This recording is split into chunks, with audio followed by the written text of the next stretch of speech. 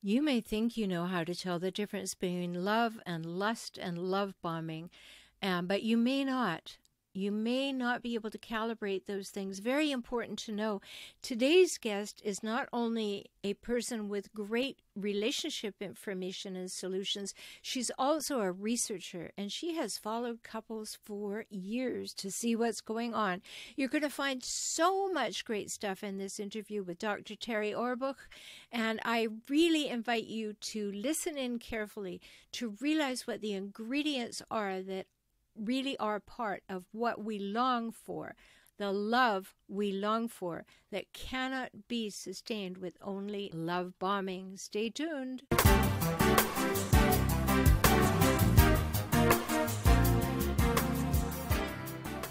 Welcome to Emotional Savvy, the Relationship Help Show. I'm Dr. Rhoberta Shaler. If you're ready to increase your confidence in conversations and conflict, deepen your self-awareness, expand your connectedness, and enrich your relationship with yourself and other humans you care about, and even those you wish you didn't, you're in the right place. Enjoy today's episode.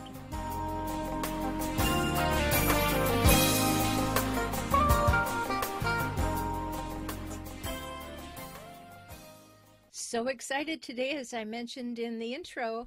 My guest today is Dr. Terri Orbuch, and she is someone I've waited to interview because she brings together some very important factors. Not only does she have experience in the therapeutic world, but she has experience as a researcher, and we're going to find out why that is so important. So I want to tell you a little bit about my guest. Dr. Terri Orbuch is also known as the Love Doctor. She's an author, professor, speaker, and research scientist, where science-based advice has helped thousands of people find and create the loving relationships they deserve. You feel like you deserve one? We're going to talk about that. She is the director of a landmark study funded by the National Institutes of Health that has been following the same couples for 3 decades. Can you imagine how much information she's gleaned? Think of your own life in the last 3 decades and your relationships. She's the author of 5 Simple Steps to Take Your Marriage from Good to Great and Finding Love Again, 6 Simple Steps to a New and Happy Relationship. Welcome to the program, Dr. Terri. Well, thank you for having me here. It's great to be here today. I love the fact that you've been following these folks for 30 years. I wonder if they love it. What did they say? You know, that's a really interesting question, Dr. Rhoberta. I like to think that they like it because they're part of this great landmark study. And so their experiences are really informing books and articles and practical kinds of implementations or interventions. They actually like it as well because they all get to tell their stories about their relationships that worked and didn't work. Mm-hmm. So how many of these couples, what percentage, I guess, of these couples are still together after 30 years? Well, I'm going to switch it just a little bit, Dr. Rhoberta, and say that 46% have divorced over time. So if I have been following 373 couples now for over 30 years, I like to say that I've been following 746 individuals, about a half of whom are still married to one another, and a half of whom are no longer married to one another. So again, in your study, we're kind of looking at that general statistic of the 50% divorce rate. So maybe it's a little bit different in your case because there are 54% are still married, sounds like. But what do you attribute that divorce rate to? You mean in general or in my study? I think, by the way, I should say that it's really important for us to understand that the divorce rates in the United States have been going down. So something has been influencing the decrease in divorce rates over time.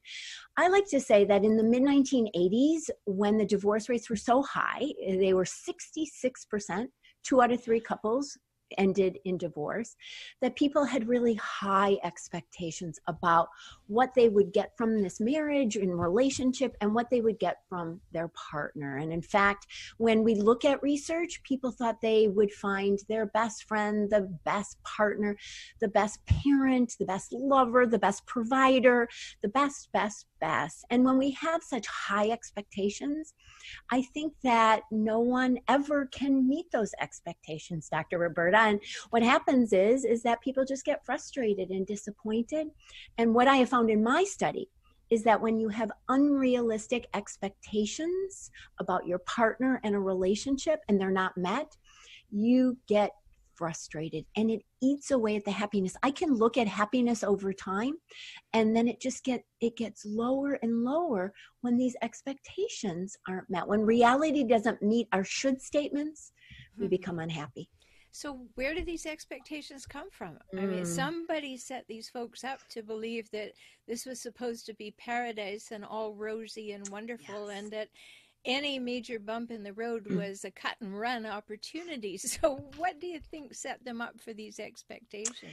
Well, I think our society set these couples up, and us, me included, up for failure, or not, I don't even want to say failure, disappointment. And so when the media tells us that passion should be high always in a relationship, and then when it's not, because it inevitably can't be, we get disappointed and frustrated, and we take it out on our partner. Something's wrong with our partner. Something's wrong with our relationship.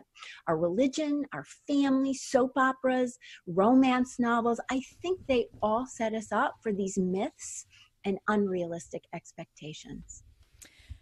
Well, I certainly agree with that. I think that what you were just saying about culture and popular culture certainly does set us up for things. And in that situation, when somebody is set up for it, their expectations are high, but erroneous because it's not real life. Right. And then they are immediately disappointed. Do you have any idea how many of them actually go for help? I mean, the Gottman study shows that people have a problem for 6 years before they go for help. But in that case, what we're speaking of, I think they often quit before 6 years. What's your experience? Well, in my study, the most common time to get divorced was between 5 and 7 years. So it's very similar to the Gottman's work, but few couples and few individuals reach out for relationship help. Some of the individuals reached out for individual help because of depression, anxiety, some family issues, child parenting issues, but very few actually reached out for relationship help. And I asked that question in all years of the study. I think it is changing though. Some people even said, which I was really happy about, that they sought help from relationship self-help books. So even if you don't seek help from a person, a therapist, a counselor, a pastor, a minister, rabbi, you might seek help in different ways. And some of them could be anonymous, because I think people feel like they can't admit that they need help. And my study really, Dr. Rhoberta, was all about that we all have times when we need help and when we can improve a relationship, our relationship. I mean, who doesn't want and who doesn't deserve an exceptional relationship? And that takes tune-ups. That takes improving and adding positivity consistently. And a lot of that has to do with whether or not we're willing to tune up ourselves. Yes. You know, and that's True. a big consideration, because if I think I'm perfect and the other person is, they're on the line as to whether they're good enough, we're going to have a problem no matter what. So if I'm not in communication with my partner, and pretty finite communication about shifts and changes and ideas and thoughts and considerations, then I can get drifting away from that partner quite a ways, and I can get pretty close to the broad strokes of yes or no, as opposed to what's okay and what's not okay and what we can do to fix that. Right. Yeah, it's a big issue. So a question, these people that you've studied and the ones that are still married, what do you have them tell you are the reasons that their relationship stays? What is the percentage between it's a habit or I'm never going to get divorced and I'm still in love and everything is going well? Those are all really good questions, and they're all such complex answers. But I think, Dr. Rhoberta, that first, there's a group of couples who stay together and they're not happy, but they stay because of these moral and ethical reasons. And that's probably what I would say a quarter of my couples, that we're not very happy, but we're staying together because of these morals, ethical issues or beliefs or ideas or things like that, values. There's also another quarter that stay together because they're worried about the consequences of leaving. They're worried about the effects of divorce on children or what will happen to the children, but they're also just as concerned about finances and what my parents will say, my friends will say, or just what will happen. Some of them even have businesses together, and what will be the outcome of a partnership, a romantic partnership that ends. But then there are 50% that are happily married together. And some of these couples are always happy, Dr. Rhoberta. It seems that they were happy at the beginning, that honeymoon aura, and they blip a little bit, but not very much.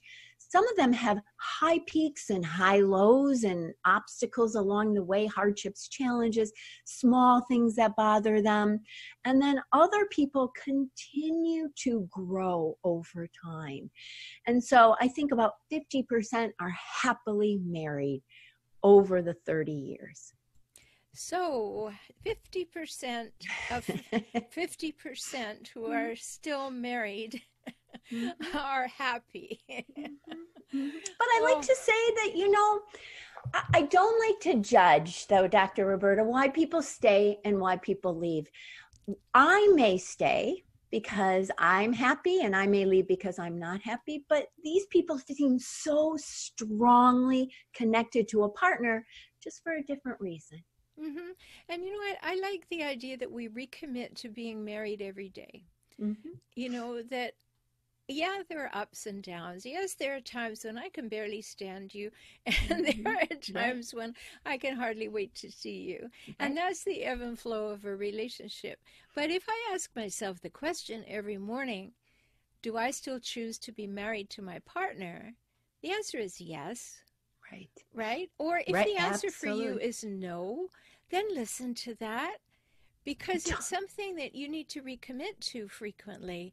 Now, maybe a daily basis is a bit much for some folks, but, have it in your mind that, I'm choosing to be with this person. What am I putting into this? What am I growing in this relationship? How am I encouraging my partner? How am I feeling encouraged? What's the depth of my communication? How do we manage conflict? I mean, so many things to learn and grow into. So I want to ask some very specific questions. You talk about in your research the passion and excitement, and it declines, and you mentioned that earlier. So maybe physiologically, from a body point of view and an endorphin point of view, we're not in the honeymoon haze, but passion and excitement can be rekindled. And I'm not thinking only sexually, although that's a big plus. I'm not either, by the way. Yeah. And I think we need to make that distinction, because I would guess that you weren't either. That this is deep interest in our partner, deep interest in what we're creating together. Can you talk about that for a moment? Yes. Well, I think first that we have been taught that passion is that physical, sexual arousal, and that excitement equals that passionate love where you can't eat or sleep or do anything, and that you're constantly even thinking about your partner when you go to work or the gym or the grocery store. One thing we know is that passionate love, as you said too, Rhoberta, that it does decline. And it declines over about 18, 24 months of being with someone. Because that kind of arousal, that kind of love, that passionate love is fueled, ignited by newness, by mystery, and by arousal. But what happens over time when two people stay together is that they can form a different kind of love, and that's the companionate love. It's the love of friendship and intimacy, which is not sexual.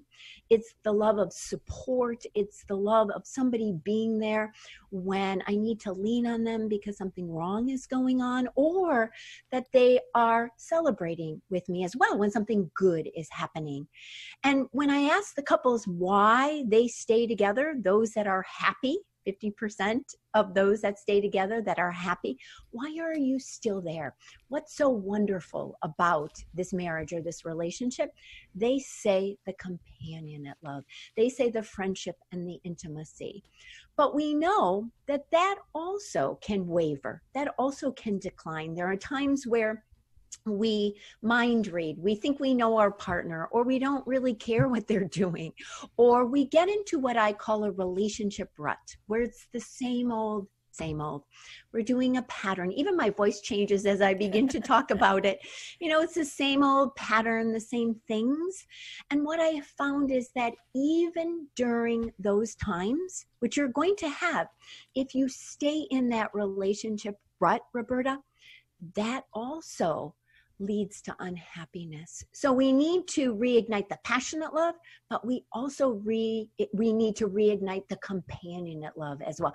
Get us out of that relationship rut. Mm.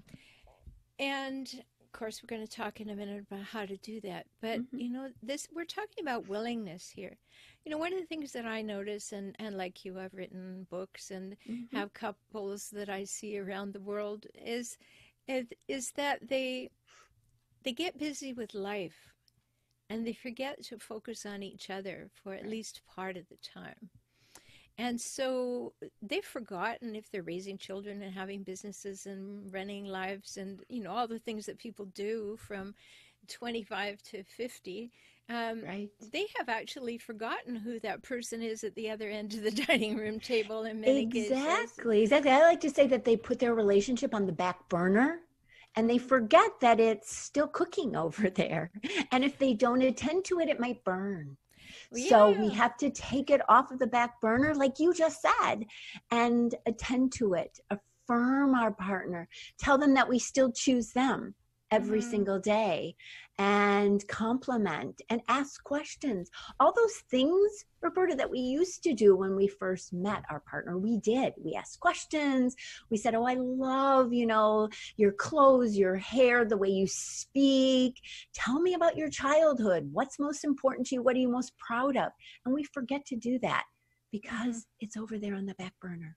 Well, and also I think that we get into a lull of thinking we know. Yes. Right? We've sort of got a conservation level of information about them, and we start extrapolating and making assumptions about it, and we kind of think we know. And the fact is, the person on the other side of the bed is actually growing and changing and responding and reacting to life. And you may not know, unless you become curious, how that may have changed or how it's affecting things. And your willingness to be interested in that person, to just ask simple questions. Right. Like I always tell my clients, Terri, don't ask how was your day. Ask how did you feel about your day. Right. Get a little more intimate in the a little question. more deep, or even something about their particular day. Like, did you talk to your boss today? Or how did you feel when you talked to your boss today? Right. Those are kinds of questions that show not only that you want more information, but that you've listened in the past. Were you still stressed out about that new project that is due next week? Yes, those because are that's like, affecting unnoticed. your day-to-day. I think about a couple that came to me, Terri, and just so that everybody has an idea of what we're talking about. And they came and they owned a business together, and they have 4 children. They were in that sort of 35 to 40 category, and they desperately wanted their relationship to work. And so we were on the 3rd session, and I said, okay, the homework is now that you understand the need for communication and to reconnect with each other at this age and stage, the homework is to spend 2 45-minute periods of time, no TV, no books, with each other having a conversation. Maybe, go in the hot tub, do whatever it is that you just sit down, you're fully aware and fully with each other. So they said, okay, we'll do that. So they came back the following week, and I said, well, tell me what happened in those 45-minute periods. And the one looked at the other and said, who has time for that? And I said, here's what I really said, Terri. I said, okay, you're excused. You can come back when you really want your relationship to work. Right. And they were like, what, are you firing us? I said, yes, I absolutely am. You fired yourself. You came here, told me you want your relationship to work. You can't find 1.5 hours, 90 minutes out of 168 hours in a week. You can't find that to talk to each other. I'm going to believe your behavior. Are you afraid to talk to each other? Is that what we need to find out here? Or I don't know how to ask questions, as you said. I love that exercise, Rhoberta. One of the things that's very similar to what you just said that I found in my study is that those couples who practice what I call the 10-minute rule, and this is even probably more difficult than 45 minutes twice in a week. It's every single day talking to your partner for at least 10 minutes about something other than these 4 topics: work, family or children, who's going to do what around the house, or your relationship. And I would add number 5, money. Yes, money. Don't be talking about money. That's a good one. I like that too. I would add that too. Good point. But a lot of couples say, when I share that, just like what you gave as an example, say, I don't know what else we can talk about. I have forgotten that we could talk about something other than those 4 or 5 topics. Yes. So, okay, maybe we've got some people's attention now and they realize, oh, I haven't really been communicating with my partner. I'm making assumptions about my partner that they're same as they were last year. And I'm awakening to that idea. So what really specific strategies can you offer for reigniting the passion? Yes, it's all about change, Rhoberta. Because we've gotten into a routine, a habitual set of patterns, we need to gently, I say gently because it's not a huge big change, it's gently rock our relationship. And there are 3 ways, specific ways, strategies that we can do it to reignite the passion. And it's all about what created the passion to begin with. So the first thing is do a new or novel activity with your partner. And that can be anything new. It can be a new restaurant, a new vacation spot, or you can take a class, learn how to dance, salsa dance together, or ski together, or swim together, or speak a new language, or go to a book club together. Any new or novel activity will reignite your passion. It's like that, wow, that was fun kind of moment. Second, it's you want to do a surprising activity with your partner. Anything, again, that shakes your relationship just a little bit. And so that can be asking questions where you don't know the answer, where you're like surprised. I didn't know my partner had a dog when they were growing up. We've talked about all these topics totally new. Or in the future, I asked my partner what they would like to be doing 5 years from now. I thought they would say travel, and what they really said is start a new occupation. I'm surprised. One of the wives in my study took her husband on a treasure hunt across the city, and he found little clues in different spots at these different places or restaurants, and then they ended up at a restaurant. And he said in the interview with his wife that he was feeling such passionate love because he was surprised, it was mysterious, and he didn't know what they were doing. The last strategy is to do what I call an arousal producing activity. And it's clean, so nobody has to stop listening. It's what we know is that science shows that if you do an activity with your partner that produces an adrenaline rush, that produces arousal, like exercise with your partner, watch a scary movie, go to a comedy club, go to an amusement park and ride a roller coaster, any activity that produces that adrenaline or arousal. As long as you are with your partner, the arousal or adrenaline can get transferred to your partner and can ignite passionate love. We sort of misattribute or misblame our arousal to our partner or our relationship. Oh, that's three a big simple ways to ignite the passion. Great. Those are great. But I think you just said something really worth spending the last few minutes together on, which is that we blame our partner for the lack of spark. Yes. And the question always is, maybe you should ask the person in the mirror what they're doing to contribute to this ignition process. So true. We often say my partner's not doing something to me, or my partner should be doing this so I feel this way, right? And I hear women, especially all the time, well, if he would just talk to me more, I would feel sexual desire, or I would feel more passion, right? And instead, as you said, I think it's so true, Dr. Rhoberta, look within yourself. What are you doing to improve, to enhance this relationship? And what can you talk to yourself about in terms of how you can change your feelings, experiences, or behavior to help the relationship? Wow. This is great stuff. I hope you're enjoying this. This is Dr. Terri Orbuch. You can find her at drterrythelovedoctor.com. That's DrTerrithe, lovedoctor.com. And you want to get her books, you want to listen to what she has to say, because imagine 30 years of following people through their relationship. I hope you come back another day. I think we could have a really great conversation just focused on the last 5 years of the 30 years these people have been married. I would love that. So much changes, doesn't it?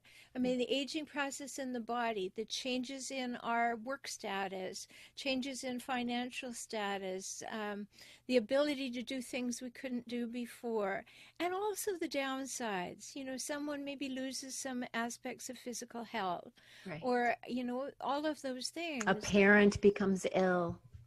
Yes, and all of those things in the latter years of a marriage, I think, are really significant now that, you know, people that you've studied have been together for 30 years. That's amazing. Thank you. I would love to come back and talk about relationships as they develop and age, and as we develop, age, and change as well. Thank you. Oh, yes, that would be lovely. So my guest today has been Dr. Terri Orbuch. Find her at Dr. Terri, DrTerri, thelovedoctor.com. You know, you can always find me at transformingrelationship.com. If you want to talk to me personally, go to beaclient.com. And be sure to listen to this a couple of times, because you know that list that Dr. Terri gave you of the 3 things that you can do to ignite it? You might want to listen to that a couple of times. That's really worth doing. So join us next time on Transforming Relationship with Emotional Savvy. I'm Dr. Rhoberta Shaler. I'm so glad you're here. Treat yourself well. Do you know why? Because you matter. Talk soon.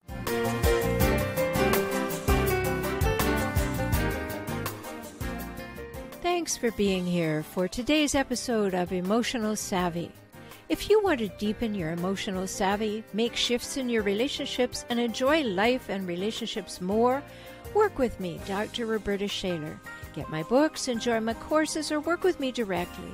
You can do that by visiting forrelationshiphelp.com, forrelationshiphelp.com, and subscribe to Tips for Relationships now. Don't miss a thing. Be empowered this week with more emotional savvy.